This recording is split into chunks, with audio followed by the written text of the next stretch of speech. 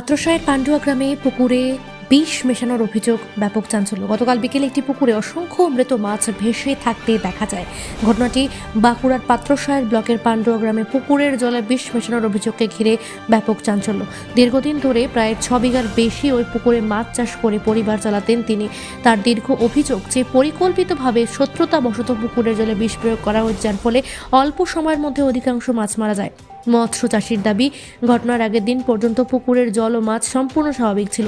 স্বাভাবিক রোগে এত দ্রুত মাছ মারা যাওয়া সম্ভব নয় বলেই তার সন্দেহ।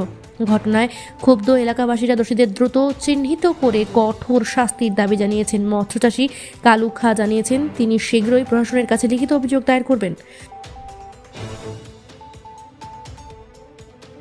বাঁকুড়ার পাত্রসায়ের থেকে তন্ময় পাত্রের রিপোর্ট, সি প্রাইম নিউজ।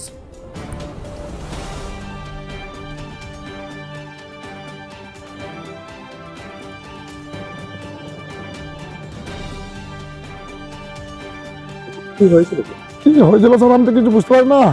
গতকাল বিকাল 7:30টার পর থাকতে পৌনে 5টার মধ্যে মাছটা 10 মিনিটের মধ্যে গোটা মাছটা ভেসে গেল হঠাৎ করে একবারে। যে চারদিকে নানা রকম মিনি ফিনি চালিয়ে এই অবস্থা, যে রাত্রেবেলায় যখন 9টা বাজছে তখন আমার মাছ পুরো সম্পূর্ণ সাদা হয়ে গেছে। কত বিঘা মাছ আছে? এটা আমার অন্তত পক্ষে না হলেও 5 টন থেকে 6 টন মাছ আছে। কতটা এরিয়া জুড়ে? এরিয়াটা 6 বিঘার বেশি আমাকে, 2 একর 69 জায়গা। তারপরে কি হবে? এরপর আর কি করবে, এবারে সব যেটা বলছে সেটা ওষুধ পাতি কালকে অন্তত পক্ষে না হলেও 20 থেকে 30 হাজার ওষুধ ব্যবহার করা হয়েছে। এখন পুকুরে পুরো মাছ মারা গেছে। একবার আর কিচ্ছু নেই, তো কিচ্ছু নেই, আর কিছু সব জানতে শেষ। পেরেছেন যে কে করেছে? না কিচ্ছু বুঝতে পারি, কাকে সন্দেহ করবো বলুন? আমার তো ধরো এখন কে শত্রু কে বন্ধু কি করে জানবো বলুন? আমি চোখে না দেখলে কাকে দোষী করবো? তার নাম? আমার নাম কালু খা, বাড়ি? পান্ডুয়া।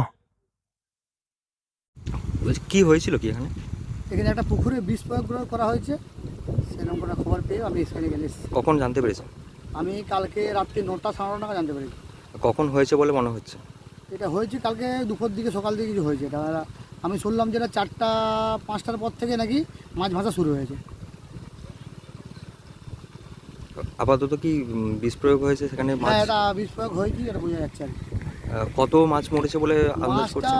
কতটা মাছ মরেছে, মোটামুটি 10 কুইন্টাল উপর মাছ মারা গেছে।